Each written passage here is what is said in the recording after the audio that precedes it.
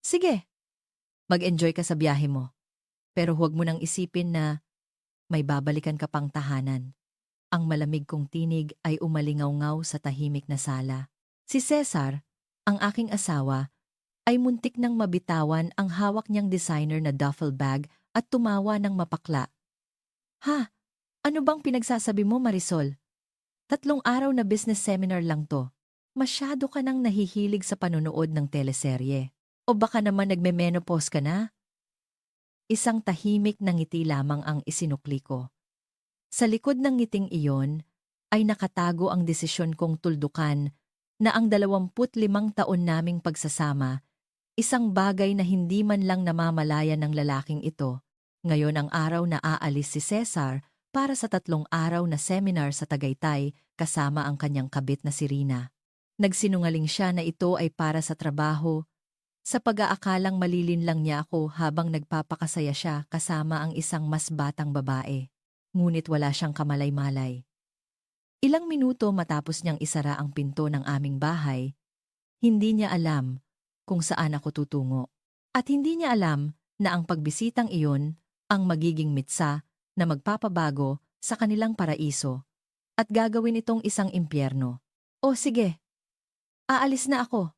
Bibili na lang ako ng pasalubong, sabi ni Cesar. Kumakaway ng bahagya habang masayang lumabas ng bahay. Ang paglock ng pinto, ang tunog ng click, ay parang hudyat ng pagtatapos ng aming relasyon bilang mag-asawa. Nakatayo ako ng matagal sa tahimik na entrada ng bahay. Naalala ko ang araw na lumipat kami dito, 25 taon na ang nakalipas. Bumuo tayo ng isang masayang pamilya, sabi niya noon. Ngunit ang nakangiting mukha ni Cesar noon ay hindi ko na matandaan. Ang nasa isip ko na lamang ngayon ay ang mga mahalay na litratong ibinigay sa akin ng private investigator si Cesar at ang babaeng iyon magka-holding hands habang pumapasok sa isang hotel.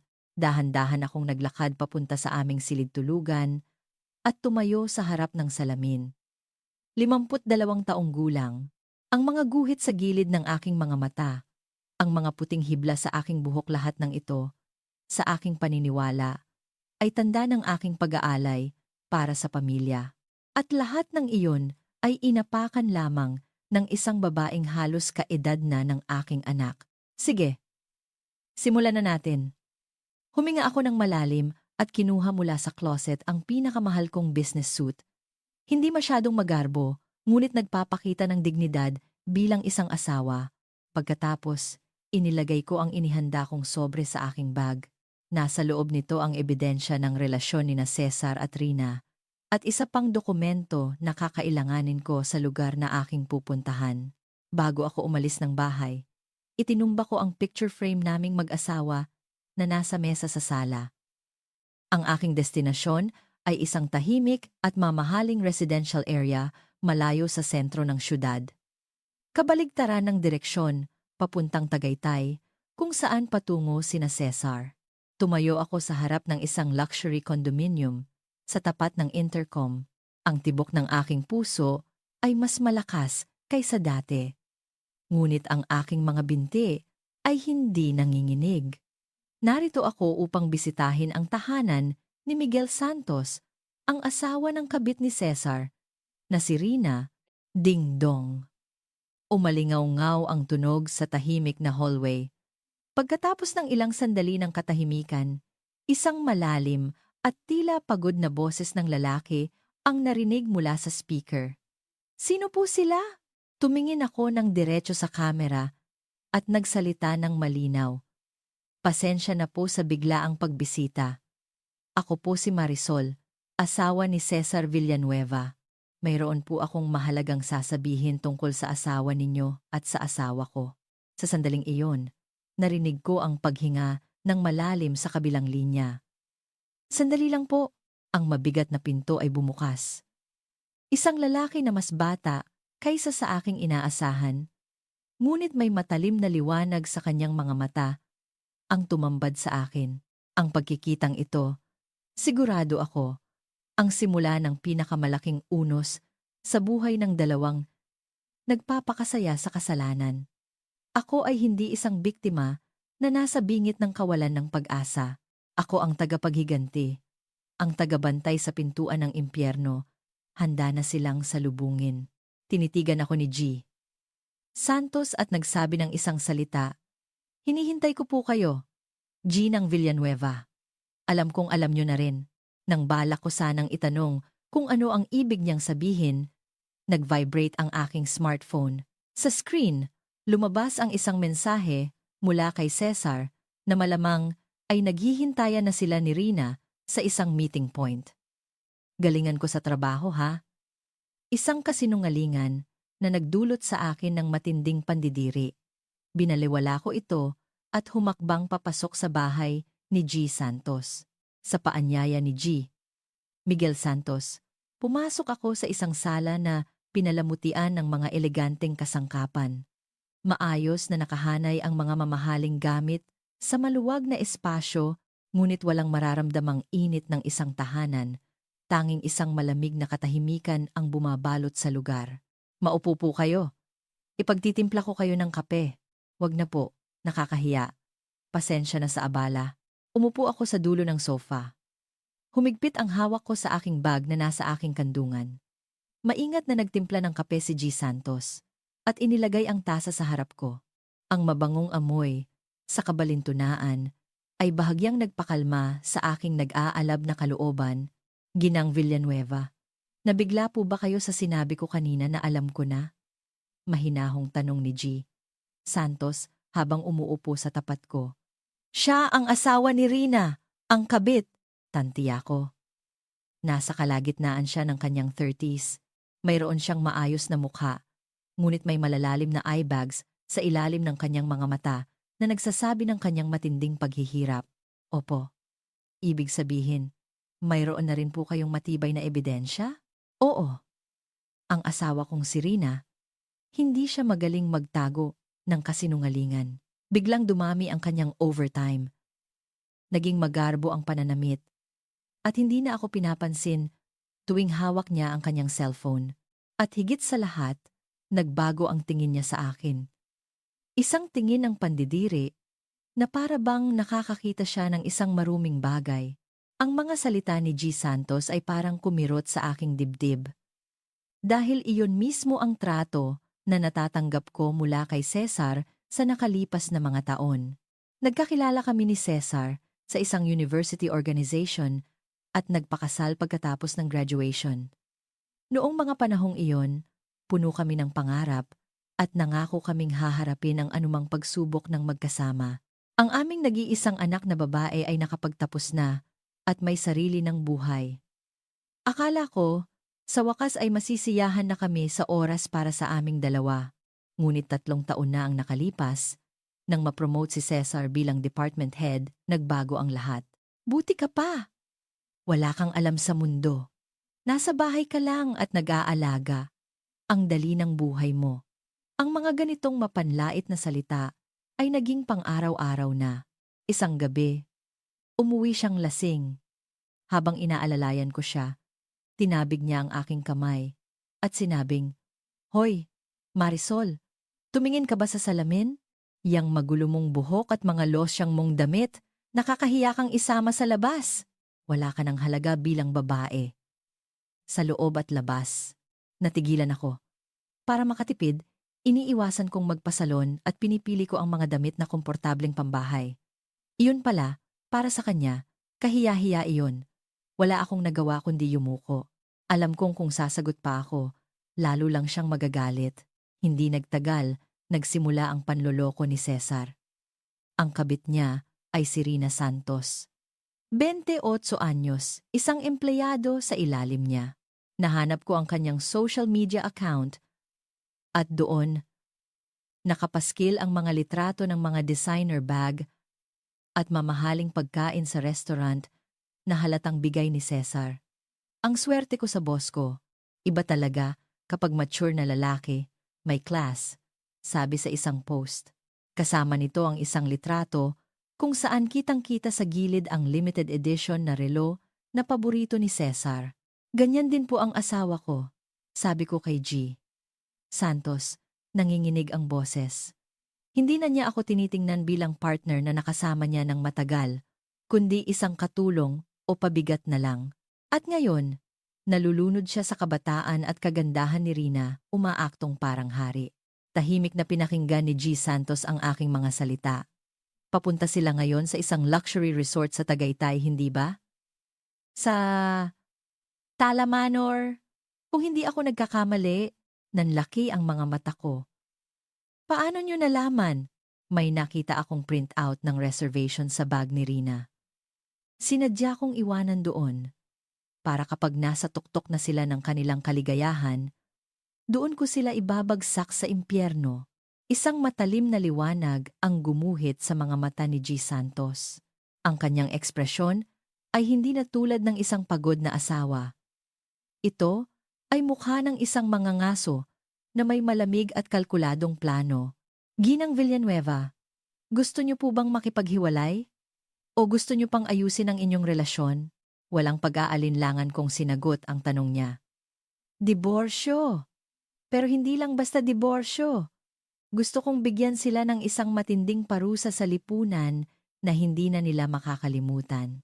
Gusto kong pagbayaran nila ang bawat luhang pumatak sa akin. Naintindihan ko. Kung ganoon, mayroon akong plano. Inilatag ni G. Santos sa mesa ang isang papel na parang blueprint. Isang uri ba ito ng mapa? At pagkatapos, nagsabi siya ng isang bagay na hindi ka panipaniwala. Sa katunayan, may isa pang hindi inaasahang tao na tutulong sa atin sa planong ito. Hindi inaasahang tao? Habang nagtataka ako, muling tumunog ang intercom ng kondo. Ngumiti si G. Santos nang may panunukso at naglakad papunta sa pinto. Nandito na siya, ang susi sa tagumpay ng ating paghihiganti. Nang makita ko ang mukha ng taong pinapasok niya, hindi ako makapaniwala. Bakit? Ang taong iyon, na hindi pinansin ang aking pagkagulat, ay yumuko ng malalim. Ang kuwento ay nagsisimula nang umusad sa isang direksyon na higit pa sa aking inaasahan. Nang makita ko kung sino ang pumasok sa sala, muntik na akong mapatayo mula sa aking kinauupuan na walan ng salita. Don Ricardo. Nakatayo roon si Don Ricardo Villanueva, ang president at CEO ng kumpanyang pinagtatrabahuan ni Cesar. Kilala siya sa buong industriya bilang isang matapang na negosyante na mag-isang nagpalago sa kumpanya hanggang sa ito'y naging isang publicly listed corporation. Si Cesar ay laging nagmamayabang na malakas daw siya kay Don Ricardo at siya na raw ang susunod na miyembro ng board. Ginang Villanueva, matagal na rin tayong hindi nagkikita. Mula pa noong Foundation Day party ng kumpanya noong nakaraang taon, sabi ni Don Ricardo na may seryosong ngiti at umupo sa tabi ni G. Santos. Bakit po kayo narito, Don Ricardo? Tanong ko. Sumagot si G. Santos sa isang mahinahong boses. Si Don Ricardo po ay tiyuhin ko at ang isyu ng panloloko na ito ay hindi na lang basta isang away mag-asawa. Ito'y naging isang mas malaking problema. Tumango si Don Ricardo na may seryosong mukha at naglabas ng makapal na folder sa mesa. Ginang Villanueva, ikinalulungkot kong sabihin, pero ang inyong asawang si Cesar, kasabwat ang asawa ni Miguel na si Rina, ay pinaghihinalaang naglalabas ng mga kumpidensyal na impormasyon ng kumpanya sa ating mga kakumpetensya. Ang perang ginagastos nila para sa kanilang biyahe ay malamang nagaling sa mga kickback na natatanggap nila bilang kapalit. Ano? Si Cesar, isang traidor? Halos masuka ako. Ang panloloko niya ay sapat ng sakit, ngunit ang malaman na sangkot din siya sa katiwalian sa trabaho. Nalunod na siguro siya sa kanyang posisyon. Inakala niyang isa siyang espesyal na tao na kayang gawin ang lahat ng hindi napaparusahan. Ang trato niya sa inyo ay isa ring manifestasyon ng kanyang kayabangan, sabi ni Don Ricardo. Ang kanyang mga salita ay tumusok sa aking dibdib. Sa sandaling iyon, malakas na tumunog ang aking smartphone. Sa screen, nakita ko ang pangalan ni Cesar. Tumingin ako kina G. Santos at Don Ricardo at sinagot ang tawag ng naka-speakerphone. Hello? Oh, Marisol. Nandito na ako sa Tagaytay. Ang ganda ng panahon dito. Ikaw, siguro nakapila ka ngayon sa palengke para sa mga murang bilihin, ano? Narinig ko ang mapanlait na tawa ni Cesar mula sa kabilang linya. Makinig ka! Ha? Ikaw na babaeng walang ibang lugar kundi sa loob ng bahay. Manahimik ka na lang dyan at hintayin ang pag-uwi ko. Ah, oo nga pala. At magluto ka naman ng mas masarap na pagkain. Masyado nang halata ang katamaran mo sa pagluluto. Ang lasa at itsura, pareho mong tuyot na. Sa likod ni Cesar, narinig ko ang mahinang boses ni Rina. Grabe ka naman. Pero totoo naman, di ba? Hindi ako sumagot. Kinagat ko ang aking labi. Ang mga kuko ko'y bumaon sa aking palad. Nanginginig ang buong katawan ko sa galit. Ngunit hindi ko maaaring ilabas ang aking emosyon ngayon. Hoy, nakikinig ka ba? Bakit hindi ka nagsasalita? Ang boring mo talagang kausap. Sige na, abala ako sa business meeting ko. Magtiis ka na lang dyan sa mga tirang pagkain mo mag-isa. Bye! At ibinaba niya ang telepono. Isang nakakabinging katahimikan ang muling bumalot sa sala. Narinig niyo po ba iyon? Ang boses ko'y malamig. Na kahit ako'y nagulat, oo, malinaw na malinaw. Ang sama ng ugali, sabi ni Don Ricardo. Kumunot ang noo. G. Santos. Don Ricardo, buo na po ang desisyon ko. Wala nang pag-asa ang dalawang iyon. Kinuha ko mula sa aking bag ang isa pang sobre. Ito po ang record ng isang secret bank account na matagal nang itinatago sa akin ni Cesar. Ang kopya ng bank statement ay nagpapakita ng paulit-ulit na pagpasok ng malalaking halaga ng pera. Ilang taon na niyang ginagamit ang account na ito nang hindi ko alam. Malamang, ito po ang sinasabi ninyong kickback. Pinag-aralan ni Don Ricardo ang mga dokumento at si G. Santos naman ay tinitigan ito ng may matalim na tingin. Magaling, Ginang Villanueva! Buti na lang at nahanap niyo ito. Ngayon, kumpleto na ang mga piraso para tuluyan natin silang idiin, sabi ni G. Sa ngayon, marahil ay naliligo na sila sa hot tub. Nagpapakasaya sa kanilang tagumpay, walang kamalay-malay na malapit na ang kanilang pagbagsak. Ano po ang eksaktong plano? Tanong ko. Tumayo si Don Ricardo at tumingin sa labas ng bintana.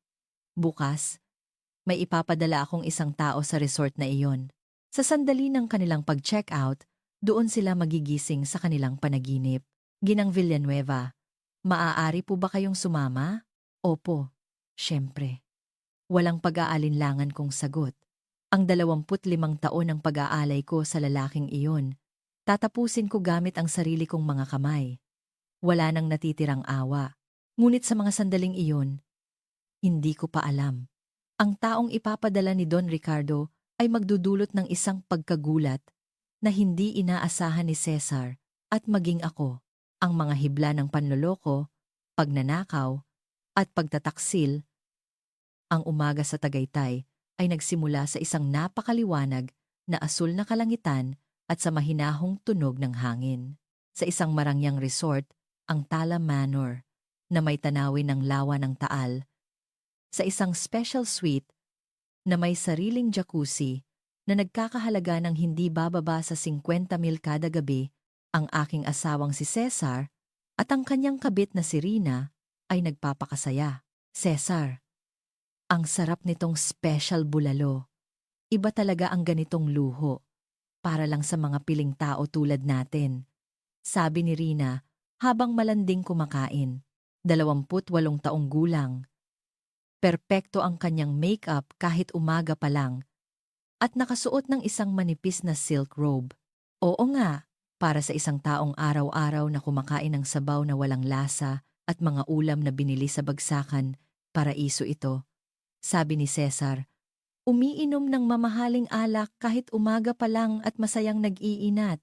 Ang usapan ay natural na napunta sa akin, si Marisol, na dapat ay nagbabantay sa bahay. Ano kaya ang ginagawa ni Marisol ngayon? Siguro nilalabhan niya yung mga maruruming damit na iniwan mo at nililinis ang bawat sulok ng bahay. Nakakatawa isipin. Bagay lang sa kanya yon. Isa lang siyang simpleng may bahay na walang alam sa takbo ng mundo. Ewan ko kung high school graduate ba yon pero wala talagang breeding. Habang lumalalim ang epekto ng alak, lalong nagiging masakit ang mga salita ni Cesar.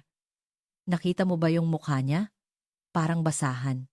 Akalain mong sa edad niyang 50, iniisip pa rin niyang babae siya. Ang pagiging VP ko ay dahil sa sarili kong galing, hindi dahil sa tulong ng manang na yon. Sa totoo lang, pabigat siya sa karir ko. Pabigat? Grabe ka naman. Pero totoo naman, di ba? Ang isang elite na tulad mo, kailangan ng isang partner na tulad ko, maganda at nakakaintindi. Sumandal si Rina sa braso ni Cesar at idiniin ang kanyang dibdib. Hinaplos ni Cesar ang kanyang buhok, halatang kinikilig. Oo, Rina. Kapag kasama kita, parang bumabata ako. Hindi tulad ni Marisol na expired na.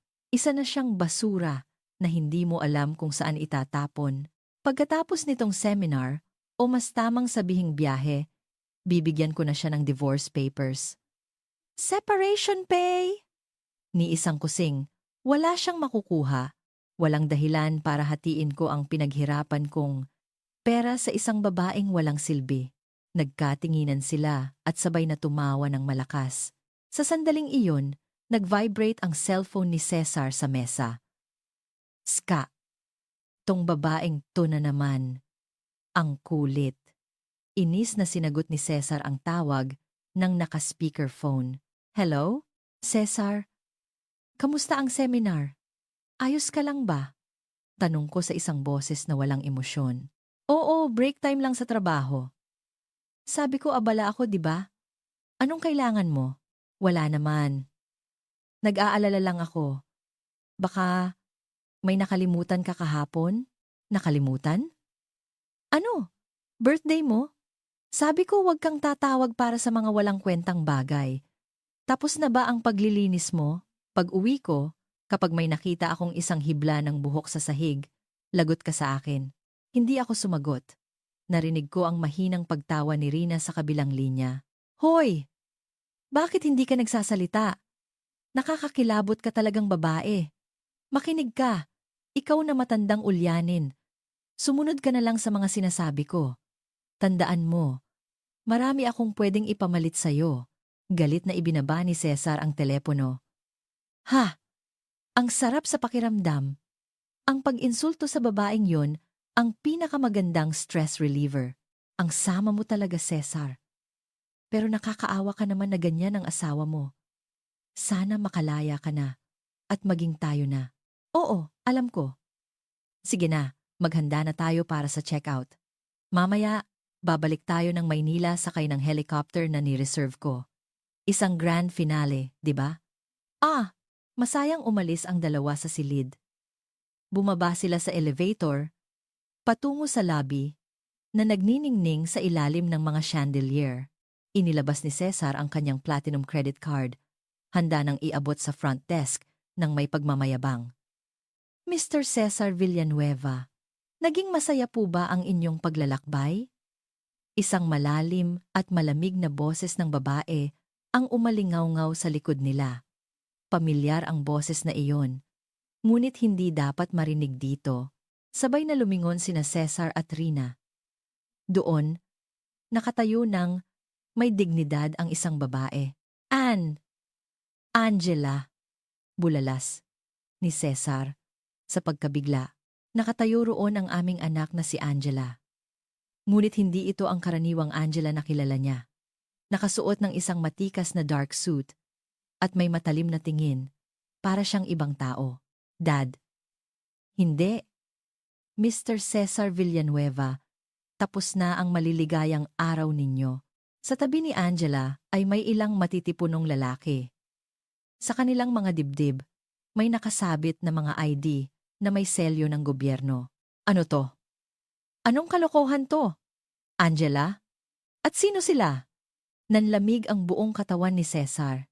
Ngumiti si Angela ng isang ngiting kasing lamig ng yelo at ipinakita ang isang papel at Department of Justice.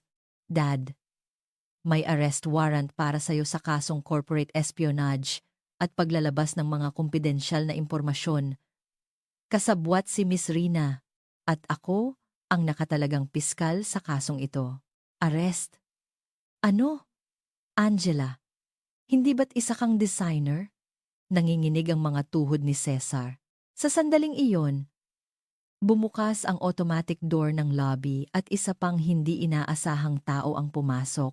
Papa, bakit kayo nandito? Nanginginig na sabi ni Rina. Ang dumating ay hindi si Don Ricardo, kundi ang isang matandang lalaki na may striktong anyo na nakatayo sa tabi nito.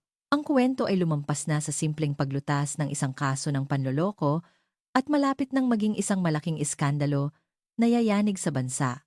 Ang lobby ng hotel ay nabalot ng katahimikan na para bang tumigil ang oras.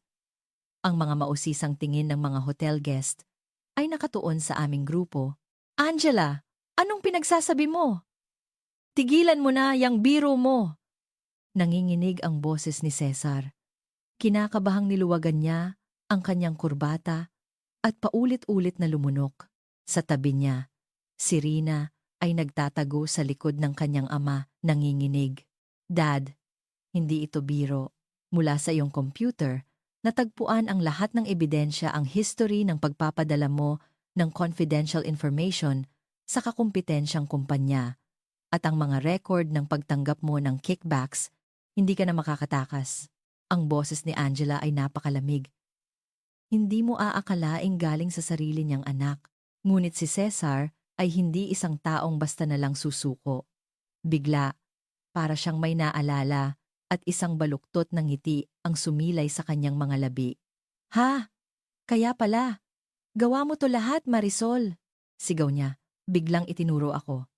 Ikaw, habang wala ako, pumasok ka sa opisina ko sa bahay. Nakita mo yung bank statement ng secret account, no? Pero, Angela, huwag kang magpapalinlang. Tingnan mong mabuti ang pangalan sa account na iyon. Nakapangalan iyon kay Marisol Villanueva, hindi sa akin. Ang babaeng yan ang gumawa ng paraan para kumita ng pera gamit ang pangalan ko. Natigilan ako sa tindi ng kasinungalingan ni Cesar. Ano? Anong pinagsasabi mo, Cesar? Manahimik ka. Walang silbing matanda. Alam mo ba kung anong ginawa mo? Para lang idiin ako. Gumawa ka ng krimen gamit ang sarili mong pangalan? Angela, bilang piskal, maging patas ka. Ang babaeng ito ang mastermind. Inutusan niya lang ako. Desperadong sigaw ni Cesar. Sinusubukang ipasa sa akin ang lahat ng kasalanan. Pagkatapos, lumuhod siya sa harap ng ama ni Rina. Congressman De Leon, tulungan niyo po ako. Ang anak ninyo, si Rina, ay inudyukan lamang ng babaeng ito. Si Marisol Villanueva, ginamit niya ang kanyang kawalan ng pinag-aralan para idamay ang bata. At matalinong si Rina. Gamitin niyo po ang inyong kapangyarihan. Ang matandang tinawag na Congressman De Leon ay tinitigan ako ng masama. Siya pala ang chairman ng De Leon Construction, na may malakas na koneksyon sa politika at negosyo. Kaya pala kampante si Rina sa kanyang pakikipagrelasyon kay Cesar, dahil sa kapangyarihan ng kanyang ama. Ikaw pala ang asawa ni Villanueva, sabi ng kongresista sa isang boses na kasing lamig ng yelo. Narinig ko na mula kay Rina. Pinabayaan mo raw ang iyong pamilya at isinugal ang perang pinaghirapan ng iyong asawa. At para mabayaran ang iyong mga utang, nagnakaw ka sa kumpanya niya. Ano? Sugal? Ano pong pinagsasabi ninyo? Hindi ako makapaniwala. Nagsinungaling pala si Rina sa kanyang ama tungkol sa akin. Huwag ka nang magmaang-maangan. Narito ang ebidensya. Inilabas ni Cesar ang kanyang cellphone at ipinakita ang screen. Doon, may mga peking litrato ko na nasa kasino at sabungan mga litratong halatang inedit o kuha ng isang babaeng kamukha ko. Tingnan mo to. Habang ikaw ay nagpapakasaya, ako ang nagpapakahirap magtrabaho. Angela, tingnan mo. Ito ang tunay na pagkatao ng nanay mo. Narinig ko ang mga bulungan mula sa mga tao sa paligid. Grabe naman, niloko na ang asawa. Siya pa ang nag-frame up. Si Angela ay nakatingin sa mga litrato nang walang emosyon. Ang kawalan niya ng reaksyon ang mas lalong nagpahirap sa akin. Ma'am, totoo ba to? Tanong ni Angela. Hindi ako makapagsalita. Parang may bumara sa aking lalamunan. Gusto kong sabihin na maniwala siya. Pero paano? Nasa harap ko ang makapangyarihang Congressman De Leon at ang asawa kong pilit akong ginagawang kriminal. Dahil sa kanyang posisyon bilang piskal, hindi maaaring basta-basta akong kampihan ni Angela. Sina Don Ricardo at G. Santos ay naghihintay pa sa labas. Sa sandaling ito, wala akong kakampi. Wala nang pag-uusapan pa. Mga taga-NBI, isama niyo na rin ang babaeng iyan, malamig na utos ng kongresista. Ang mga ahente ay nag-aalangang lumapit sa akin. Teka, wala akong kasalanan. Huwag ka nang magmatigas, Marisol. Ikaw na basura ng lipunan. Dapat kang mabulok sa kulungan. Sigaw ni Cesar, na may ngiti ng tagumpay. Si Rina naman ay sumilip mula sa likod ng kanyang ama, na may mapanuyang tingin. Wala na akong pag-asa. Ang 25 taon ng buhay ko na inilaan para sa pamilya. Magtatapos na ba sa ganitong kasinungalingan? Nagsimulang manlabo ang aking paningin dahil sa luha ng sama ng loob. Ngunit sa sandaling iyon, tama na po iyan, Congressman. At kayo, Mr. Villanueva. Isang malakas na boses ang pumutol sa tensyon sa lobby. Galing ito sa isang taong kanina lang ay nanginginig sa aking tabi. Ha? Pag-angat ko ng tingin, isang hindi kapanipaniwalang eksena ang tumambad sa akin. Ang kuwento ay malapit nang umabot sa pinakamalaki at pinakamalupit na pagbabago sa lobby na ito. Ang matalim at puno ng kumpiyansang boses na umalingaw-ngaw sa lobby ng hotel ay mula kay G. Miguel Santos, ang asawa ni Rina. Peke po ang mga litratong iyan, Congressman De Leon. Lumapit si G. Santos sa harap ng kongresista, matapos sulyapan ng malamig si Rina na nagtatago pa rin sa likod ng ama. Anong pinagsasabi mo, Miguel? Pati ba ikaw ay nalason na ng babaeng iyan? Ito ay matibay na ebidensya na isinumite ni Villanueva. Inis na sabi ng kongresista. Sumabat naman si Cesar. Tama! Miguel, alam kong masakit din sa'yo na niloko ka ni Rina. Pero si Marisol ang may kasalanan ng lahat. Siya ang nag-udyok kay Rina para makuha ang pera ko. Ano bang magagawa ng isang mangmang na matandang hindi marunong gumamit ng cellphone? Sigaw ni Cesar. Tinuturo ako at tumatawa. Muling bumalik sa akin ang mga mapanuring tingin ng mga tao.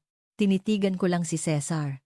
Hindi galit o lungkot ang nararamdaman ko, kundi isang malalim na pagkadismaya sa kababawan at kasamaan ng lalaking nakasama ko sa loob ng 25 taon.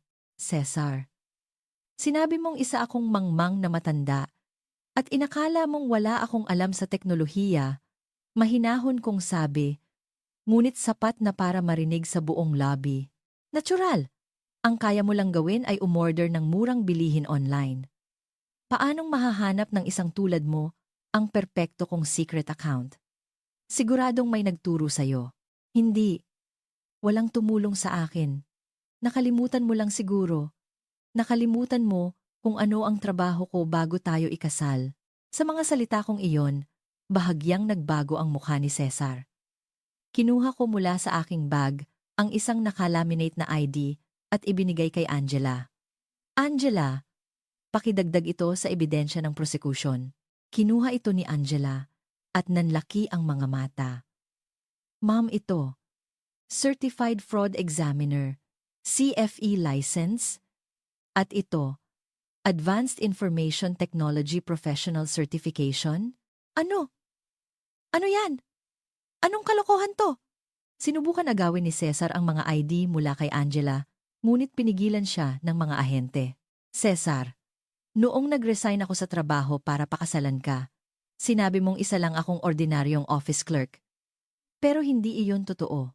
Noong panahong iyon, isa akong espesyalista sa financial crime investigation sa isang multinational cybersecurity firm. Ito ang aking sikreto. Noong nakilala ko si Cesar, nasa tuktok ako ng aking career.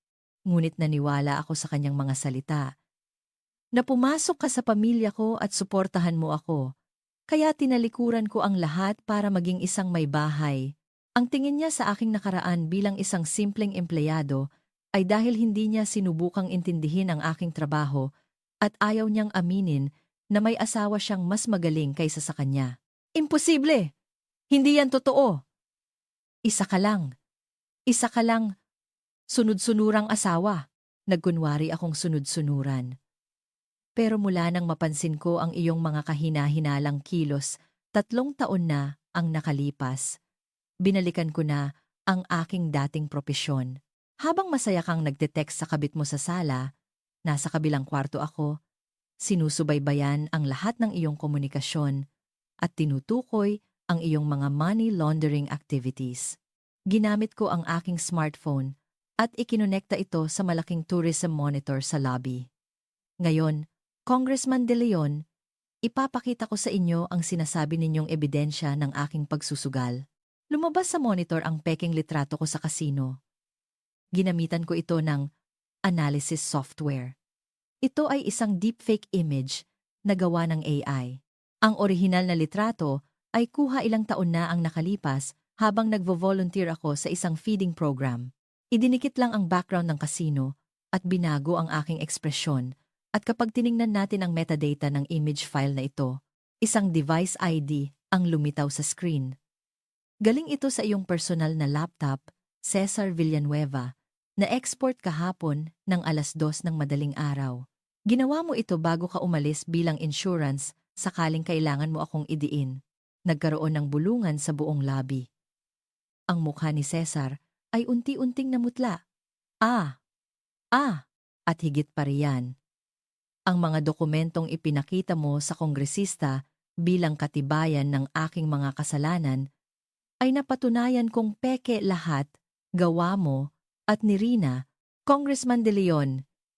Hindi kaya napaniwala ka lang sa mga matatamis na salita ni Cesar para mailipat mo ang pamamahala ng iyong kumpanya sa anak mong si Rina sa halip na sa manugang mong si G.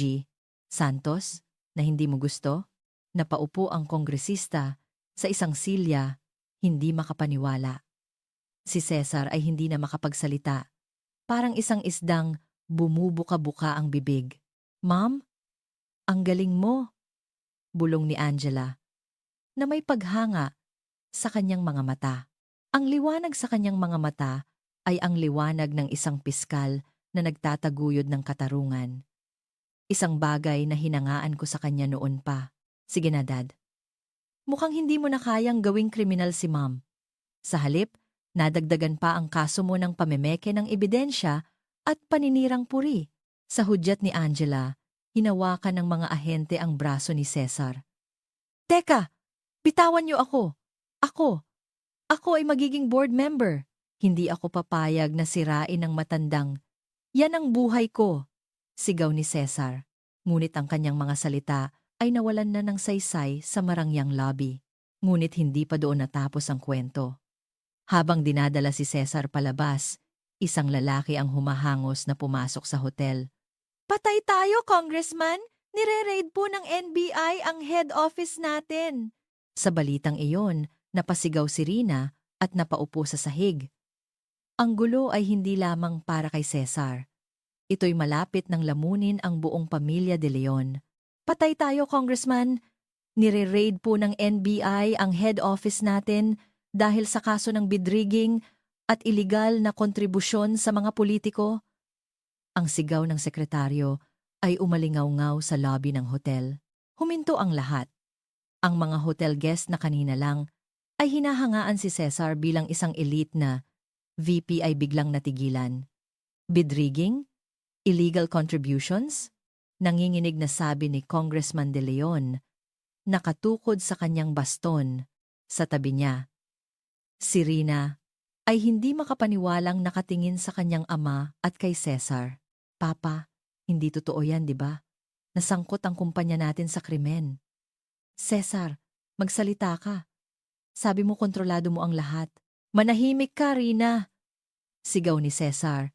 Nawala na ang kanyang kumpiyansa at parang isang hayop na umuungal. Pinilit niyang kumawala sa mga ahente Namumula ang mga mata at bumubula ang bibig. Ito'y isang patibong. Wala akong alam sa bidrigging. Inutos lang sa akin lahat. Yan ang kongresista. At muli, itinuro ako ni Cesar. Si Marisol ang may pakana nito. Inggit siya sa posisyon ko kaya ibinenta niya ang mga sikreto ng kumpanya sa mga awtoridad. Alam mo ba kung anong ginawa mo? Kapag bumagsak ang kumpanya ko, wala ka ring matatanggap na sustento. Walang utang na loob. Parasito, ang mga panlalait ni Cesar ay umalingaw-ngaw sa tahimik na lobby. Tinitigan ko lang ang kanyang kaawa-awang anyo. Hindi na ako galit o nasasaktan. Naawa ako sa lalaking minsan kong minahal na naging ganito kababaw at kasama. Para sa kanya, sa loob ng 25 taon, isa lang akong parasito. Ang katotohanang iyon ang tuluyang pumatay sa anumang natitirang pagtingin ko sa kanya. Mr. Cesar Villanueva, ang kaawa-awa, sabi ni Angela sa kanyang boses bilang piskal. Hindi si Ma'am ang nagbenta ng impormasyon. Ikaw mismo ang nagkalat nito habang nagpapakasaya ka kasama ni Rina. Naaalala mo ba kung sino ang iyong secret contact? Secret contact? Si Mr. Tanaka ng East Asia Construction? Siya ba ang nag-tridor sa akin? Sigaw ni Cesar. Sa sandaling iyon, isa pang hindi inaasahang tao ang pumasok sa hotel. Si Mr. Tanaka ay kasalukuyang iniimbestigahan sa ibang lugar. Mr. Villanueva. Ang dumating ay isang lalaking mukhang propesyonal, nakasuot ng mamahaling suit at may mga puting hibla na sa buhok. Nang makita siya ni Cesar, napaupo ito sa sahig. Mr. Enriquez? Ako po si G. Enriquez, ang presidente ng East Asia Construction, ang karibal ng inyong kumpanya. Ngumiti siya nang bahagya sa akin. Ginang Marisol Villanueva. O dapat ko bang sabihing, Ma'am Marisol, ang ating joint operation na iminungkahi ninyo, ilang buwan na ang nakalipas ay naging matagumpay. Joint operation ni na Marisol at Mr. Enriquez? Bulong ni Cesar. Mr. Villanueva, ang mga confidential information na ibinibigay mo kay Mr. Tanaka ng East Asia Construction ay pawang mga peking data na inihanda ko. Ang kickbacks na tinatanggap mo ay pera mula sa isang sting operation ng NBI at ng prosekusyon. Lumapit ako kay Cesar at tiningnan siya mula sa itaas. Inakala mong isa akong may bahay na walang alam sa mundo. Kaya basta ka na lang nagnakaw ng data mula sa aking laptop. Pero ang laptop na iyon mismo ang ginamit kong pain para sa'yo. At hindi mo iyon namalayan hanggang sa huli. Ikaw! Plinano mo to lahat mula pa sa simula. Hindi. Kung hindi ka ng babae at naging tapat ka sa iyong trabaho, hindi ka mahuhulog sa patibong na ito. Ikaw mismo ang nagbukas ng pinto patungo sa iyong sariling impyerno. Ang mukha ni Cesar ay nabalot ng kawalan ng pag-asa. Ngunit mas lumala pa ang sitwasyon. Humarap si G. Enriquez sa kongresista. Congressman De Leon, ang ebidensya ng malawakang bidrigging ng inyong kumpanya at ang inyong koneksyon sa mga politiko gamit si Mr. Villanueva. Sa mga oras na ito, papunta na rin ang mga ahente sa inyong tahanan. Sumigaw ang kongresista na parang nasasaktan, hinawakan ang kanyang dibdib at bumagsak sa sahig. Naging magulo ang lobby, si Rina ay umiiyak. At si Cesar ay nagsimulang tumawa na parang nawala sa sarili. Ha ha ha! Kasinungalingan lahat to! Ako ang susunod na board member? Sasakay ako ng helicopter? Pabalik ng Maynila. Sa likod niya, malamig na sinabi ni Angela. Dad, makakasakay ka nga ng helicopter. Pero ang destinasyon mo ay ang city jail. Habang dinadala si Cesar palabas, muling nag-notify ang aking cellphone. Isang alerto na nagsasabing ang bilang ng views ng isang video ay biglang tumaas. Ang panloloko, korupsyon, at pagkasira ng pamilya, ang buong eksena sa lobby na ito, sa pamamagitan ng isang mekanismo, ay kumakalat na sa buong Pilipinas. Ang kwento ay lumampas na sa personal na paghihiganti at naging isang apoy ng paghatol na bumabalot sa buong lipunan. Ang kaguluhan sa lobby ng hotel ay hindi na makontrol. Ang mga guest ay sabay-sabay na itinaas ang kanilang mga smartphone.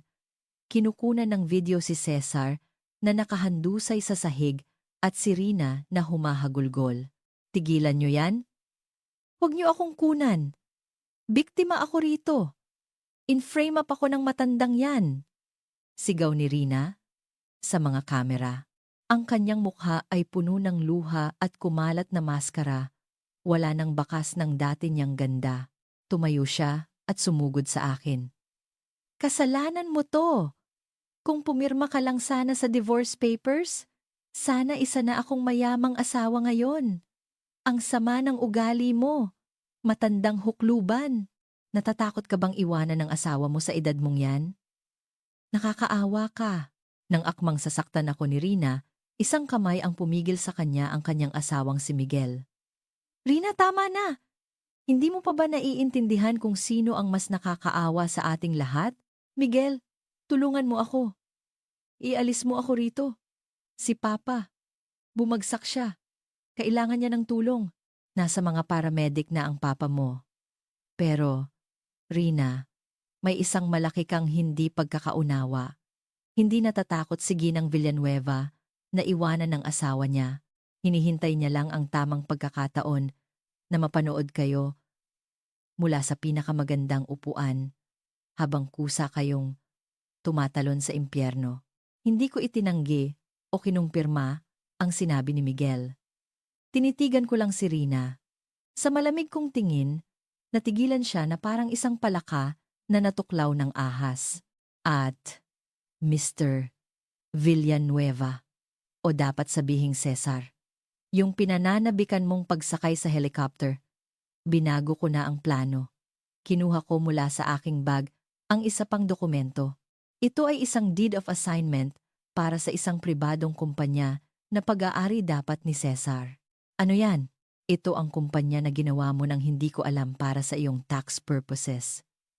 Naaalala mo ba? Kagabi, umuwi kang lasing. May pinapirmahan ako sa iyong mga papeles. Sinabi kong para sa reimbursement ng iyong business trip. Ha? Huwag mong sabihin? Oo. Kasama doon ang dokumento na naglilipat ng pagmamay-ari ng kumpanyang ito sa akin. Ibig sabihin, ang lahat ng perang nakuha mo sa ilegal na paraan, ang mga ari-arian at mamahaling sasakyan na binili mo sa ilalim ng pangalan ng kumpanyang ito at maging ang corporate credit card na ginamit mo para sa biyaheng ito. Lahat ay pag-aari ko na ngayon. Ang mukha ni Cesar ay lalong namutla. Ang kaharian na pinaghirapan niyang itayo at protektahan ay nasa aking mga palad na pala mula pa kagabi.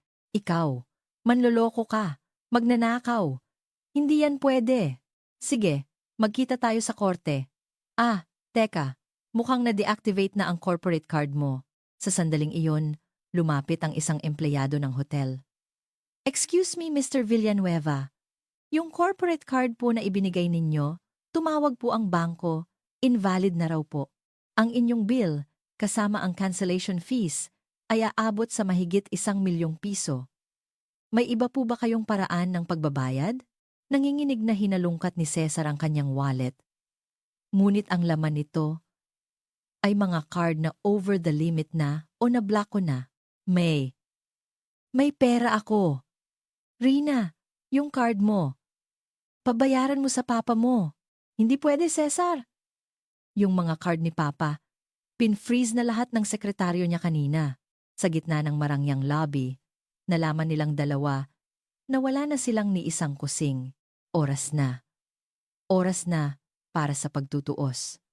Inilabas ko ang lahat ng aking pinipigil na emosyon sa mahinahong salita. Cesar, tinawag mo akong expired na basura. Pero mukhang ikaw ang itatapon sa basurahan. At, oo nga pala, nakalimutan kong sabihin. Ang buong eksena sa lobby na ito, pati na ang mga mapanlait mong usapan kasama si Rina, ay live-streamed ko. Live. Takot na tiningnan ni Cesar ang kanyang cellphone. Doon, ang buong record ng kanilang panloloko mula sa mga hidden camera na inilagay ko at mga mikropono na tinulong ni Miguel ay pinapanood ng libu-libong tao. Ang sama ng asawa, pati tatay ng kabit. Kasabwat! Ang galing ni Mrs. Ang mga komento ay umagos sa screen. Ito ang pinakakinatatakutan ni Cesar, ang hatol ng publiko.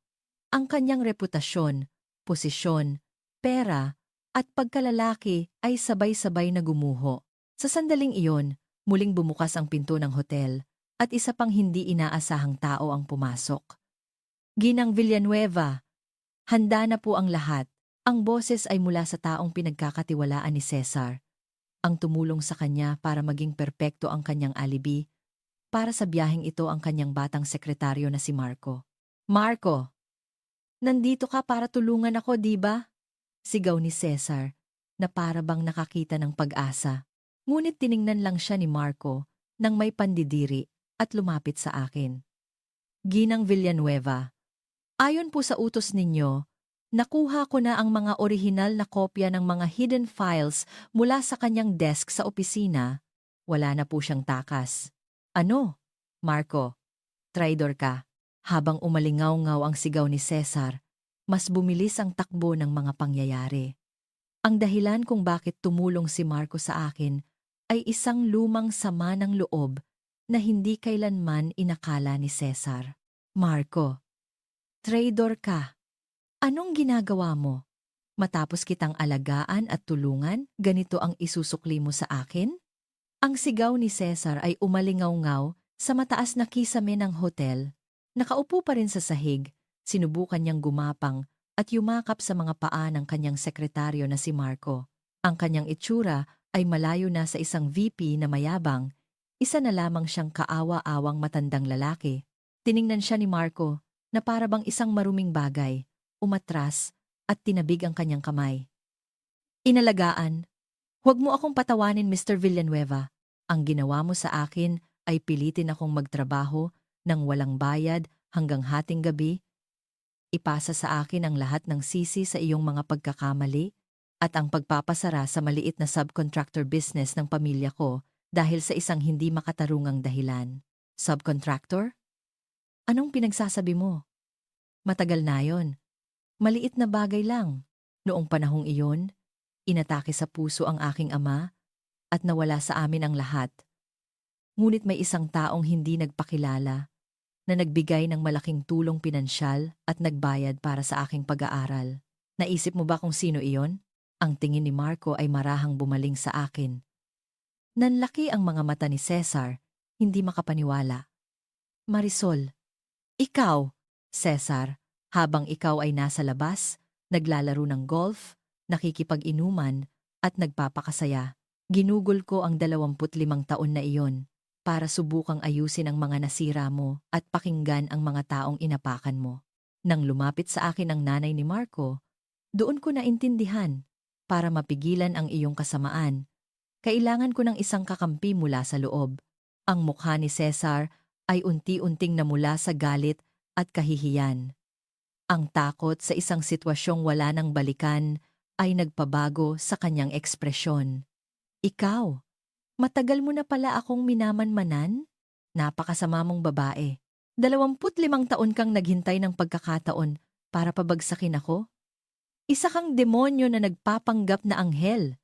Isang babaeng walang puso na kayang ipakulong ang sariling asawa.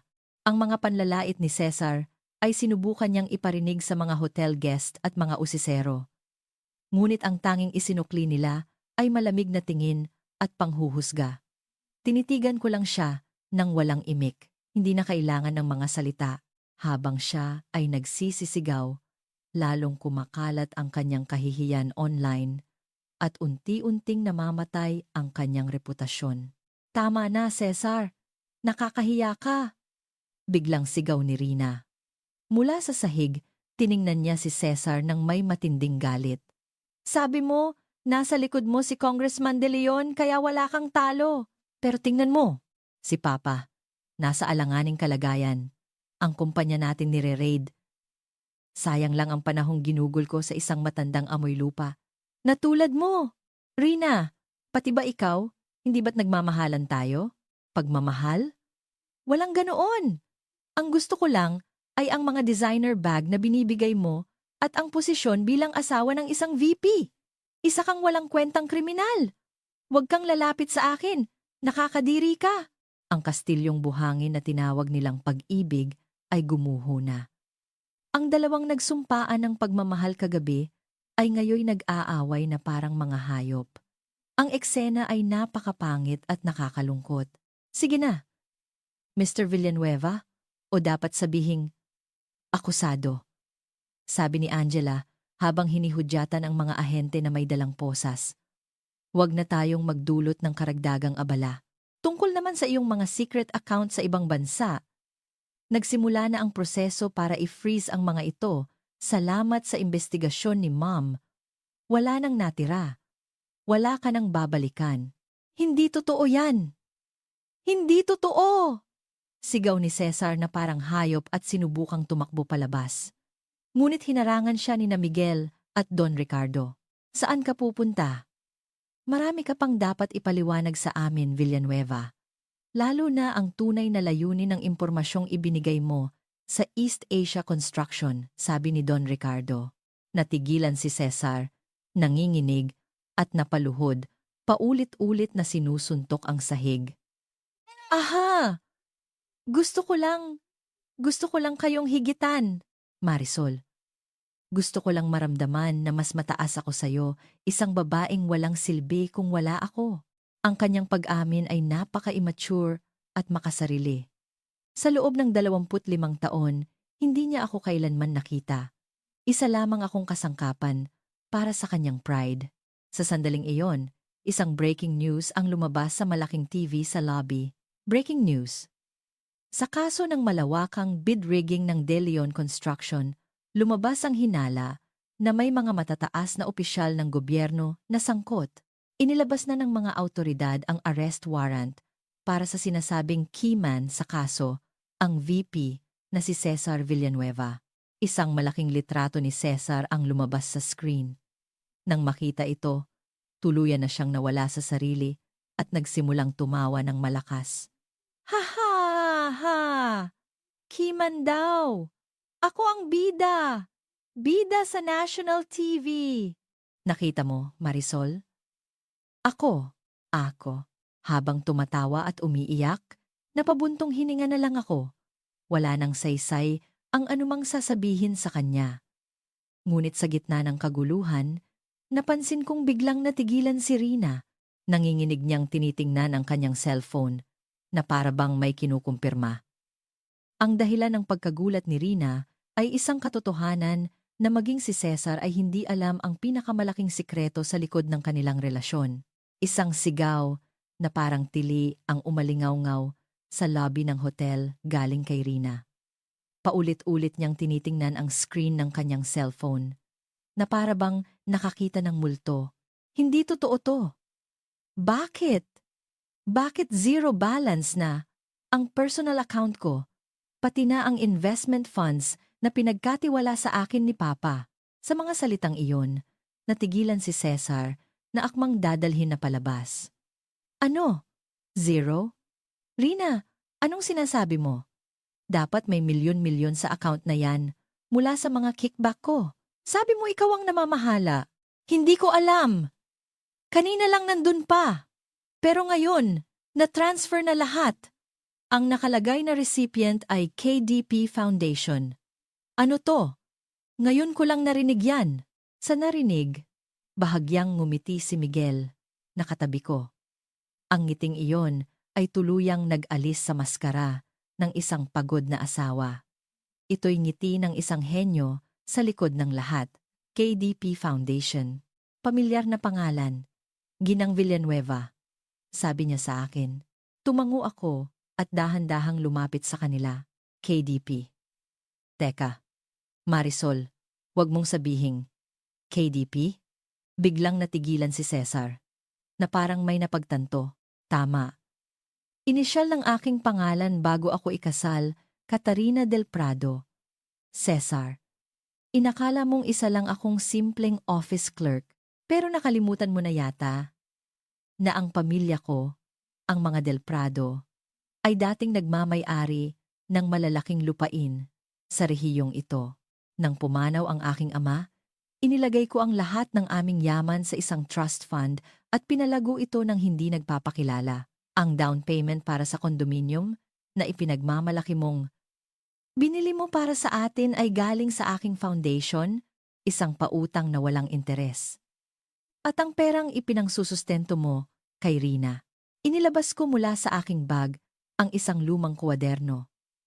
Ito ang aking lihim na ledger, kung saan sa loob ng 25 taon, itinala ko ang lahat ng kahina-hinalang galaw ng pera ni Cesar. Mula pa noon? Oo. Bago ka pa man mambabae, alam ko na ang tunay mong pagkatao. Gusto mong isipin na nagtagumpay ka dahil sa sarili mong galing, kaya inalis mo ang lahat ng bakas ng pamilya ko at trinato mo ako bilang isang walang silbing may bahay para protektahan ang iyong pride. Pero ang totoo, baliktad. Ang perang akala mong malaya mong ginagamit ay perang hinayaan ko lang na gamitin mo para kay Cesar. Para bang biglang nawala ang sahig na kanyang kinatatayuan. Para sa isang lalaking nabubuhay sa pride, ang malaman na siya ay isang papet lamang sa kamay ng asawang kanyang minamaliit ay isang kahihiyang mas masahol pa sa kamatayan. Niloko mo ako. Ang sama mo. 25 taon. Pinagtatawanan mo lang ako? Sino ang magmamahal sa isang babaeng tulad mo? Mas may puso pa si Rina kaysa sayo. Patuloy pa rin si Cesar sa pag-insulto. Ngunit wala nang nakikinig. Tinitigan ko lang siya. Sa malamig kong tingin, hindi niya nakayanan at yumuko siya, kinakamot ang sahig. Ngayon, Rina, tungkol sa perang nawala sa iyong account, sabi ni Miguel. Lahat ng iyon ay ipinadala bilang anonymous donation sa mga munisipalidad na biktima ng bid rigging ng De Leon Construction. Siyempre, hindi sa pangalan mo. Ang perang ginamit mo para lokohin ako at magpakasaya kasama si Cesar ay sa wakas ay napunta na sa tamang lugar. Ang kinabukasan ko, humagulgol si Rina. Ang kanyang kabataan, kagandahan at ang perang sumusuporta rito ay naglaho na parang bula. Sa sandaling iyon, lumapit si Angela. Ma'am, tama na. Ang pagpapatuloy ng investigasyon ay trabaho na naming mga piskal. Malaya ka na. Marahang ipinatong ni Angela ang kanyang kamay sa aking balikat. Ang paglaki ng aking anak ay nagpainit sa aking mga mata. Ang dahilan kung bakit ako lumaban ng mag-isa ay hindi lang para sa sarili ko. Ito ay para protektahan ang pundasyon, para ang anak kong ito ay lumaking isang taong nagtataguyod ng katarungan, hindi nadadala ng maruming kapangyarihan. Salamat, Angela, maikli kong sagot, at muling humarap kay Cesar. Cesar, ito na ang huli. Yung duffel bag na dala mo sa biyahe, may regalo ako para sa'yo sa loob. Tingnan mo na lang mamaya. Regalo? Ano yon? Sa utos ng mga ahente, binuksan ang bag. Mula sa loob, lumabas ang mga mamahaling damit, regalo para kay Rina, at sa ilalim nito, isang asul na sobre. Nang makita ito ni Cesar, nawala ang liwanag sa kanyang mga mata. Ang kwento ay malapit nang umabot sa pinakagitna nito. Ang laman ng sobreng iyon, ang pinakamalaking sikreto na hindi dapat malaman ni Cesar sa loob ng 25 taon. Ang asul na sobre na kinuha mula sa duffel bag ni Cesar, isang matingkad na turquoise blue na para bang simbolo ng kanilang matamis na relasyon ni Rina. Inilagay niya ito sa ilalim ng bag bilang isang sorpresa para sa kanyang kabit. Ngunit ang lumabas mula rito ay hindi alahas o isang gift certificate sa isang hotel. Ano? To? Performance report? At ito, bank loan records? Ang nanginginig na kamay ni Cesar ay humawak sa mga kopya ng lumang dokumento. 15 taon na ang nakalipas, 10 taon, 5 taon, ang mga project report mula sa mga panahong iyon, kung kailan siya ay nagtala ng milagrosong pagbangon sa kumpanya, naunahan ang kanyang mga kasabayan, at nakakuha ng sunod-sunod na promosyon. Marisol, bakit nasa sobre mo tong mga lumang basura na to? Ito ang mga tropeyo ng aking tagumpay. Isang medalya ng isang propesyonal na hinding-hindi mauunawaan ng isang babaeng tulad mo na natutulog lang sa bahay maghapon. Galit na iwinagayway ni Cesar ang mga papel. Tingnan mo! Itong BGC Development Project, itong infrastructure project sa probinsya, lahat yan pinaghirapan ko, sarili kong galing. Kinilala ako ni Don Ricardo dahil henyo ako. At ngayon, ginawa mo lang tong basahan? Gusto mo pa bang sirain ang pride ko? Ang mga salita ni Cesar ay parang isang desperadong pagtatanggol na lang. Pilit niyang pinapatunayan na isa siyang espesyal na tao. Para siyang isang hari na pinapakintab ang kanyang korona sa loob ng isang lumulubog na barko. Tinitigan ko lang ang kanyang kaawa-awang pag-arte. Ang kanyang ekspresyon ay dahan-dahang nagbago mula sa kumpiyansa, patungo sa pagkalito, at sa huli, sa takot. Cesar, tingnan mong mabuti ang watermark sa kanang ibabang bahagi ng mga papel na yan. Sa aking mahinahong salita, inilapit ni Cesar ang mga dokumento sa kanyang mukha. Kanan. Ano to? Isang maliit na simbolo ng ibon. Parang nakita ko na to. Iyon ang logo ng investment firm na itinatag ng aking ama, ang pinagmulan ng KDP Foundation. Sa sandaling iyon, kitang-kita ang pagbagsak ng lakas ni Cesar. Hindi totoo yan. Yung pautang noon. Inaprubahan ng bangko dahil sa husay ko. Sabi ng bank manager, ang galing ng presentation ko ang nagligtas sa kumpanya. Hindi. Ang iyong presentasyon sa mata ng mga eksperto ay puno ng butas. Inaprubahan iyon ng bangko dahil sa likod nito. Ang aking foundation ang nagbigay ng garantiya na sasagutin ang lahat ng posibleng pagkalugi. Ang lahat ng tagumpay na ipinagmamalaki mong sarili mong galing ay nakatayo sa pundasyon ng tulong pinansyal ng aking pamilya, ang mga Del Prado. Ito ang katotohanan na hindi nalaman ni Cesar sa loob ng 25 taon, noong naging manager ka at noong naging VP ka. Sa likod mo, nagbibigay ako ng malalaking donasyon at investment sa kumpanya para takpan ang iyong mga kakulangan. Habang ikaw ay nasa labas, nagpapakasaya sa mga babae, binibili ko ang iyong career para manatili kang isang ama na maipagmamalaki ni Angela.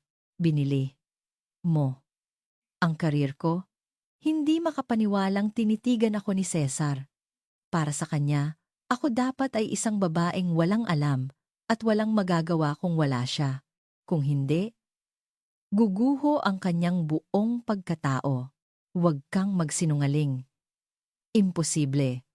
Wala kang ganyang kapangyarihan. Isa ka lang. Isa ka lang katulong na tagaluto ko. Alam mo ba kung gaano ako naghirap? Hindi ko hahayaang isang parasitong tulad mo ang magsabi ng kwento ng buhay ko. Ang mga salita ni Cesar ay hindi na salita. Ito'y tili ng isang nasugatang hayop. Sa tabi niya, nanginginig na bumulong si Rina. So, yung sinasabi ni Cesar na siya ang hari ng kumpanya, lahat yon ay nasa palad lang ni Ginang Marisol. Lalong namutla si Rina. Ang elite na VP na kanyang pinangarap at pinag-alayan ng kanyang kinabukasan ay isa lamang palang hubad na hari na pinoprotektahan ng isang may bahay. Kawawa ka naman, Rina. Ang ninakaw mo ay hindi isang hiyas, kundi isang peking alahas na walang laman. Sa aking mga salita, napaluhod si Rina at humagulgol. Ang ingay sa lobby ay umabot na sa sukdulan, at sa wakas, ang sirena ng mga police car ay umalingaw-ngaw sa labas. Sige na, Mr. Villanueva, tara na. Ang pride mong binili para sa'yo, huhubaran ka namin yan sa presinto. Sabi ni Don Ricardo. Mahigpit na hinawakan ang braso ni Cesar. Dinala si Cesar palabas na parang isang manikang walang buhay. Ngunit bago siya tuluyang makalabas, bigla siyang huminto. Dahan-dahan siyang lumingon sa akin at nagsalita sa isang boses na parang multo. Marisol, hindi mo pa alam ang totoong sikreto ni Angela, di ba? Ano? Sa mga salita niyang iyon, nanlamig ang aking buong katawan. Isang ngiting nakakatakot at puno ng kabaliwan ang sumilay sa kanyang mukha. Ha ha ha. Ang dahilan kung bakit siya naging piskal at ang tunay na dahilan kung bakit gusto kong pakasalan si Rina. Hindi mo pa alam kahit kalahati. Iyon ang huling mga salita ni Cesar bago siya ipinasok sa police car. Naiwan akong nakatayo. Ang dahilan kung bakit naging piskal si Angela? Ang tunay na dahilan kung bakit gustong pakasalan ni Cesar si Rina? Dapat tapos na ang paghihiganti. Ngunit ang mga huling salita ni Cesar ay nag-iwan ng isang madilim at nakakabahalang anino sa aking puso. Tiningnan ko ang aking anak na si Angela. Ano kaya ang nasa isip niya? Ang matalim na liwanag sa kanyang mga mata ay biglang naging nakakatakot para sa akin. Ang kuwento ay lumampas na sa paglutas ng isang kaso ng panloloko. Ito'y patungo na sa pinakamalaking sikreto na nakatago sa kaibuturan ng aming pamilya. Nang mawala na ang sirena ng police car, isang nakakabinging katahimikan ang bumalot sa lobby ng hotel. Nakatayo pa rin ako. Inuulit-ulit sa aking isip ang huling mga salita ni Cesar. Ang dahilan kung bakit siya naging piskal. Ang tunay na dahilan kung bakit gusto kong pakasalan si Rina. Ang tibok ng aking puso ay dumadagundong sa aking tainga. Sa tabi ko, si Angela ay nakatitig pa rin sa direksyon kung saan nawala ang sasakyan. Ang kanyang mukha ay hindi na ang mukha ng aking mabait na anak. Ito'y mukha ng isang mandaragit matapos pumatay ng biktima. Ma'am, mahinahon niyang sabi. Yung huling sinabi ni Dad. Iniisip mo ba, Angela? May itinatago ka ba sa akin? Yung sinabi ng tatay mo? Biro lang yun. Di ba? Dahan-dahan siyang lumingon sa akin na may malungkot ngunit tila alam na ang lahat ng ngiti. Ma'am, lumipat tayo ng lugar. Masyadong maraming nakikinig dito. Dinala ako ni Angela sa isang special suite sa pinakamataas na palapag ng hotel. Doon, isang tahimik at marangyang espasyo ang bumungad sa amin na para bang hindi nangyari ang gulo kanina. Pagpasok namin, mayroon nang naghihintay sina Miguel at Don Ricardo na may mabigat na ekspresyon. Yumuko si Don Ricardo, Ginang Villanueva. Marisol, patawarin mo ako. Kung nalaman ko lang sana agad ang tunay na pagkatao ng lalaking iyon, hindi ka sana nalagay sa ganitong panganib. Panganib? Ano pong ibig ninyong sabihin? Hindi po ba't panloloko at pagnanakaw lang sa kumpanya ang kaso niya? Si Miguel ang sumagot. Naglabas siya ng isang maliit na plastic bag na may ilang hibla ng buhok at isang maliit na bote. Ginang Villanueva, ito po ang buhok na kinuha namin mula sa unan sa inyong silid. At ito ang resulta ng pagsusuri sa health tea na araw-araw na ipinapainom sa inyo ni Cesar. Nanginginig ang boses ni Miguel sa galit. May nakitang kaunting dosis ng arsenic. Ano? Nagdilim ang aking paningin. Nanuyo ang aking lalamunan at nahirapan akong huminga. Tinitigan ko lang ang maliit na bote. Dad, hindi kanya pinakasalan dahil mahal kanya. Mom, malamig na sabi ni Angela. Ang layunin niya mula sa simula ay ang yaman ng mga Del Prado. Ang buong trust fund na pinamamahalaan mo, pero matalino ka. Ang karapatan sa pondo ay hindi maaaring ilipat kanino man habang ikaw ay nabubuhay at nasa tamang pag-iisip. Kaya, dahan-dahan niyang sinisira ang iyong kalusugan, pinapahina ang iyong pag-iisip, at sa huli, plano niyang patayin ka sa paraang magmumukhang natural para makuha ang lahat. Hindi. Hindi totoo yan. Si Cesar? Papatayin ako? Ang dahilan kung bakit gusto niyang pakasalan si Rina ay hindi rin pag-ibig. Gusto niyang gamitin ang kapangyarihan sa politika ng mga De Leon para piliting buwagin ang Del Prado Fund at ilaunder ito para sa kanilang mga ilegal na gawain. Si Rina ay isang susi lamang. Lumapit si Angela sa akin. Ang dahilan kung bakit ako nag-aral para maging piskal, kung bakit hindi ko pinansin ang pakikipag-date at nag-aral ako ng mabuti, ay dahil nalaman ko ang plano ni Dad. Noong 15 anyos ako, nakita ko sa kanyang opisina ang resibo ng pagbili niya ng lason. Mula noon, ang tanging layunin ng buhay ko ay ipadala si Dad sa impyerno. Ito ang pinakamalaking sikreto ng aming pamilya. Ang tahanan na akala ko'y binuo sa pag-ibig ay isa palang pugad ng lason. Ang asawa ko ay plano akong patayin at ang anak ko ay inialay ang kanyang buhay para sa paghihiganti. Ma'am, nakakagulat, pero ito ang katotohanan.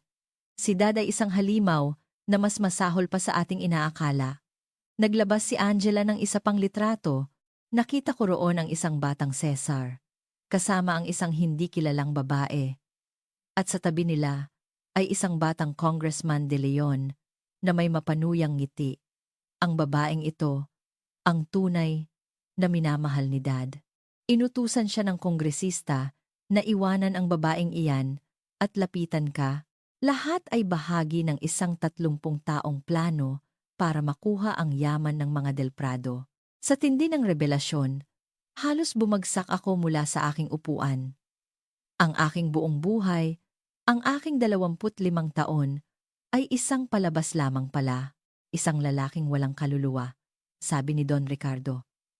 Plano niyang lasunin ang sariling asawa habang hindi man lang namamalayan na ang asawa ring iyon ang sumusuporta sa kanyang career. Wala na akong nakilalang lalaking ganito katanga at kasama. Natahimik na lang ako. Wala nang lungkot. Isang hindi maipaliwanag na galit ang unti-unting kumukulo sa kaibuturan ko. Ang lalaking yumurak sa aking buhay at sa puso ng aking anak. Ang lalaking dinala lang ng police car. Hindi sapat. Ang pagkakakulong ay hindi sapat. Angela, Miguel. Itinaas ko ang aking mukha at tinitigan sila. Wala nang bakas ng pag-aalinlangan sa aking mga mata. Alam ninyo kung saan dinala si Cesar, di ba? Opo, sa NBI headquarters para sa investigasyon. Hindi, hindi doon. May mas angkop na huling hantungan para sa kanya. Nanlaki ang mga mata ni Angela. Kinuha ko mula sa aking bag ang huling alas ang gintong susi na simbolo ng pinakamataas na kapangyarihan sa aming foundation. Sabi niya, siya ang bida. Oo, tama siya. Ang huling yugto na magsisimula ngayon ang tunay na climax ng kanyang buhay. Tumayo ako. Ang paghihiganti ay hindi pa tapos. Ang panloloko, pagnanakaw, at pagtatangkang pagpatay lahat ng kasalanan niya, pipigain ko mula sa kanyang katawan at isipan hanggang sa huling patak, hanggang sa sukdulan ng kanyang makakaya. Ang kwento ay malapit nang umabot sa tuktok ng paghihiganti. Ang malamig na amoy ng disinfectant at lumang papel ang sumalubong sa akin sa loob ng detention center. Sa loob ng visiting room, nakaupo si Cesar, na sa loob lamang ng ilang araw ay mukhang tumanda ng husto. Wala na ang kanyang mamahaling suit. Isang kulay abong uniforme na kanyang suot. Mahaba ang kanyang balbas. At wala nang bakas ng dati niyang pagiging elite. Ngunit nang makita niya ako, isang pangit na pag-asa ang sumilay sa kanyang mga mata. Marisol! Dumating ka! Alam kong hindi mo ako matitiis. Sige na, sabihin mo kay Angela na nagkamali lang sila. In-frame up lang ako! Pinilit lang ako ng kongresista at ni Tanaka. Desperadong sabi ni Cesar. Halos idikit ang mukha sa acrylic barrier. Nagpapasalamat ako sa'yo. Sa lahat ng tulong mo sa likod ko, hindi ko alam. Patawarin mo na ako. Sige na, gamitin mo ang kapangyarihan ng KDP Foundation para ilabas ako rito. Kung kukuha tayo ng magaling na abogado, makakakuha ako ng probation.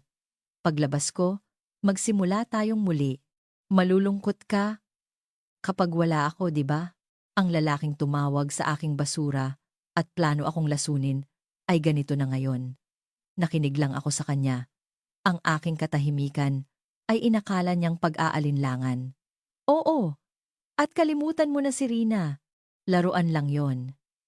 Isang batang walang laman ang utak, hindi siya maihahambing sa'yo na maunawain. Ikaw ang yaman ko, Marisol. Kaya ilabas mo na ako rito. Masisira ang buhay ko. Si Rina, isang babaeng walang laman? Ikaw ang yaman ko? Para sa sariling kapakanan, kaya niyang yurakan ang babaeng minahal niya kahapon at magmakaawa sa asawang tinangka niyang patayin. Ang tindi ng kanyang kababawan ay nagdulot sa akin ng isang tuyong tawa. Cesar, may isang bagay kang hindi naiintindihan. Kinuha ko mula sa aking bag ang isang dokumento at idinikit sa acrylic. Ito ay isang Notice of Debt Assignment. Ano yan? Ang malaking utang na kinuha mo mula sa mga ilegal na koneksyon ng De Leon Construction para sustentuhan ang iyong bisyo. Nang maaresto ang kongresista at bumagsak ang kanilang kumpanya, ang lahat ng utang na iyon ay lumabas sa merkado.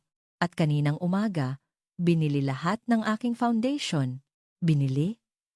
Ibig sabihin, ang utang ko, oo. Ako na ngayon ang nag-iisang pinagkakautangan mo at wala akong balak na bigyan ka ng kahit isang araw na palugit. Ngayong araw, ang lahat ng iyong personal na ari-arian at mga tinago mong properties sa ibang bansa ay nasamsam na. Mula sa sandaling ito, ikaw ay hindi lang zero, kundi isang taong may negatibong halaga. Ang mukha ni Cesar ay nabalot ng takot. Anong ginawa mo?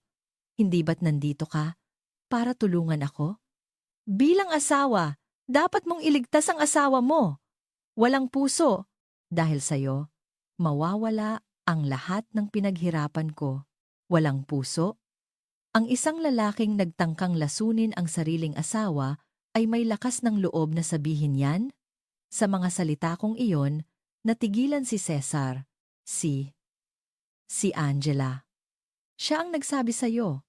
No? Dad, ang tigas ng mukha mo. Bumukas ang pinto at pumasok si Angela. May hawak na makapal na folder. Sa iyong secret safe sa opisina, natagpuan ang isang hindi pa nabubuksang bote ng lason at mga sulat na nag-uutos na pekein ang medical records ni Mom. Dad, hindi ka na lang akusado sa kasong corruption. Ikaw ay muling aarestuhin sa kasong attempted murder. Re-arrest? Attempted murder? Nanginginig ang mga tuhod ni Cesar, halos malaglag sa upuan. At may isa pang gustong kumausap sa'yo. Sa hudyat ni Angela, pumasok hindi si Miguel, kundi si Rina mismo payat. Walang kulay, at wala na ang dating karangyaan. Rina, bakit ka nandito? Cesar. Ang sama-sama mo. Tiningnan ni Rina si Cesar nang may matinding galit. Si Papa, inatake sa detention center. Baka hindi na magising. Dahil sa'yo, nasira ang pamilya ko. At narinig ko mula sa mga piskal. Pati pala ako. Plano mong lasunin. Yung vitamins na binigay mo sa akin, na nasa bag ko, nang suriin, may parehong lason, na ipinapainom mo kay Ginang Marisol. Plano mo pala akong patayin para makuha ang mana ko mula kay Papa? Ah! Sumigaw si Cesar na parang hayop, nahaharap sa isang katotohanang hindi na niya matatakasan. Hindi lang ako, kundi maging ang kanyang kabit ay isa lamang kasangkapan na plano niyang itapon at patayin. Sige na! Cesar Villanueva! Akusado, malamig na sabi ni Angela. Ang 25 taon ng pang-aabuso mo kay Mom at ang iyong mga kasalanan, pagbabayaran mo yan habang buhay. Teka! Tulungan mo ako, Marisol! Inaamin ko na lahat. Tulungan mo ako. Umiiyak na sigaw ni Cesar, kinakalmot ang acrylic. Ngunit hinila na siya ng mga guwardiya. Marisol, kung wala ako, isa ka lang matandang, walang silbi. Hanggang sa huli, ininsulto niya ako. Habang nawawala ang kanyang boses, tahimik ko lang itong pinakinggan. Tapos na ang palabas. Ngunit may isang huling bagay pa akong kailangang gawin. Ang pinakakinatatakutan niya, hindi pera o posisyon, kundi ang tuluyang pagkawala ng kanyang pagkatao sa mundong ito. Lumabas ako ng detention center kasama sina Angela, Rina, at Miguel. Isang magandang paglubog ng araw ang sumalubong sa amin. Ma'am, tapos na. Oo. Pero may isa pa akong huling regalo para sa kanya. Kinuha ko mula sa aking bag ang isang bagay, ang aming lumang marriage contract. Nakasulat doon ang mga salita ng isang batang Cesar. Pasasayahin kita habang buhay. Isang kasinungalingan. Dahan-dahan kong pinunit ito sa ilalim ng papalubog na araw. Makalipas ang kalahating taon, sa loob ng isang korte na nababalot ng tensyon, binabasa ang hatol kay Cesar Villanueva. Ang dating elite na VP ay payat na payat, kuba, at nakaupo sa silya ng akusado. Sa tabi niya, si Rina, akusadong Cesar Villanueva, tumayo. Nanginginig na lumapit si Cesar sa harap. Ngunit sa kanyang mga mata, mayroon pa ring pangit na pagmamatigas. Nang makita niya ako sa unang hilera, sumigaw siya. Marisol, masaya ka na ba? Matapos mong gawin to sa asawa mo? Tuwang-tuwa ka, no? Ito ba ang ganti mo sa 25 taon kong pag-aalaga sa'yo? Ikaw na isang middle-aged na parasito, wala kang karapatang husgahan ako. Nagkagulo ang korte. Si Angela, na nasa panig ng prosecution, ay tinitigan siya ng malamig. Ngunit hindi ako tumayo o sumagot. Tinitigan ko lang siya. Ang aking katahimikan ay lalo siyang ginagalit. Hoy! Wag mo akong ignore! Magsalita ka. Hindi ba't sa pera ko ka nabuhay ng marangya? Matapos mong gamitin ang kapangyarihan ng foundation mo para sirain ako? Ikaw na walang silbing babae ay magiging pulubi lang sa daan. Paglabas ko sa kulungan, makikita mo ang impyerno. Katahimikan! Sigaw ng hukom. Ngunit hindi tumigil si Cesar. Sa sandaling iyon, isang tao mula sa likod ang tumayo. Mr. Villanueva. O Cesar, mukhang hindi mo pa rin naiintindihan kung sino ang bumuhay sa'yo. Ang boses ay mula kay Don Ricardo. Don Ricardo. Tulungan niyo po ako. Tumulong? Huwag kang magkamali. Nandito ako. Bilang kinatawan ni Marisol.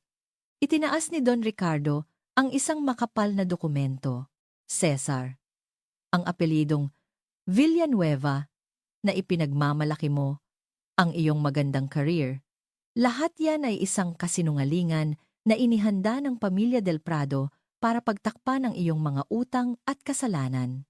Ang totoong mga magulang mo ay nag-iwan ng milyon-milyong utang sa sugal. Ang nagbayad niyan at nagpaaral sa iyo ay ang ama ni Marisol. At ngayong araw, formal nang ipinawalang bisa ni Marisol ang inyong kasal at itinakwil ka mula sa pamilya Del Prado. Ibig sabihin, mula ngayon, wala kang pangalan, walang career, at walang kahit anong proteksyon. Isa ka ng nobody, na wala ang lahat ng ekspresyon sa mukha ni Cesar. Ang buhay na akala niya'y pinaghirapan niya ay isa lamang palang hardin na inihanda ko para sa kanya dahil sa pagmamahal. Hindi, hindi totoo yan. Ang buhay ko ay akin! Marisol, ikaw ba ang lumikha sa akin? Hindi ko matatanggap. Habang sumisigaw si Cesar, binasa ng hukom ang hatol. Hatol. Ang akusadong si Cesar Villanueva ay napatunayang nagkasala sa kasong attempted murder, corporate fraud at economic sabotage at hinahatulan ng 20 taong pagkakakulong. 20 taon. Sa edad niyang 52, ito ay parang habambuhay na sentensya na. Paglabas niya, mahigit 70 anyos na siya. Walang pera, walang pamilya, walang babalikan. Ang akusadong si Rina De Leon ay hinahatulan ng 8 taong pagkakakulong. Sumigaw si Rina at napahagulgol. Ang presyo ng kanyang pangarap ay napakamahal at napakalupit, Cesar. Ito ang grand finale na gusto mo. Sa wakas ay nagsalita ako. Ang aking boses ay kalmado. Paalam, maglaho ka na sa buhay ko magpakailanman. Dinala si Cesar palabas. Sinubukan niyang lumingon, ngunit hindi ko na siya tiningnan. Ang pinakakinatatakutan niya, ang hindi ko na siya kilalanin. Paglabas ko ng korte, isang napakaliwanag na asul na kalangitan ang sumalubong sa akin. Ma'am, tapos na talaga. Hinawakan ni Angela ang aking kamay. Mainit at malakas. Oo, sa wakas, natapos na ang 25 taon ng kadiliman, naghihintay na si Miguel. At, ma'am, yung bagong trabaho mo, may formal na offer na raw si Don Ricardo. Ngumiti ako. Magsisimula ako ng bagong buhay bilang tagapamahala ng foundation at isang cybersecurity specialist. Hindi na ako magtatago sa likod ng sinuman. Sa sarili kong mga paa, sa sarili kong pangalan.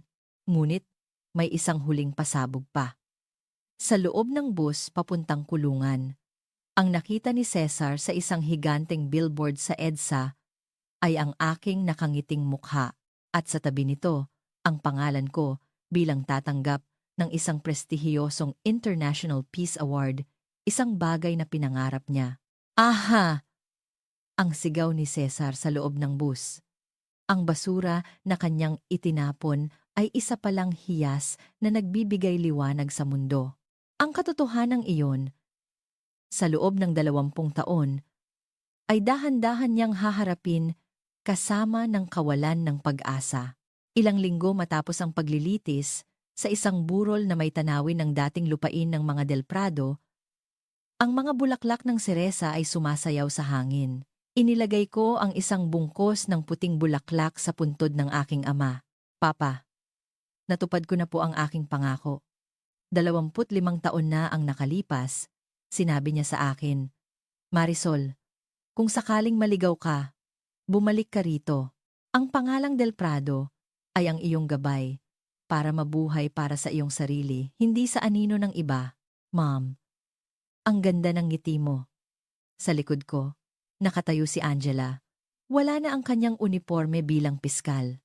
Wala na ang bigat ng paghihiganti sa kanyang mga balikat. Angela, ikaw rin. Sana gamitin mo na ang iyong galing para sa sarili mong kaligayahan. Opo. Pero ma'am, ipagpapatuloy ko pa rin ang pagiging piskal para wala nang maging tulad ni Dad at para maging liwanag sa mga taong tahimik na nagtitiis tulad mo. Tumabi siya sa akin. Ang dignidad ng aming pamilya ay hindi lang yaman, kundi isang pamana ng katatagan at katarungan. Nga pala, ma'am, narinig kong inilipat na sila sa National Penitentiary. Si Cesar daw, araw-araw na binubugbog ng mga mas batang preso. Dahil sa taas ng pride, walang kumakausap sa kanya. At sa loob ng solitary confinement, palagi raw niyang isinisigaw ang pangalan mo. Si Rina naman, nawalan na ng pag-asa dahil nasamsam na lahat ng yaman ng pamilya niya at wala na siyang babalikan paglabas. Nang marinig ko iyon, wala na akong naramdamang galit o awa.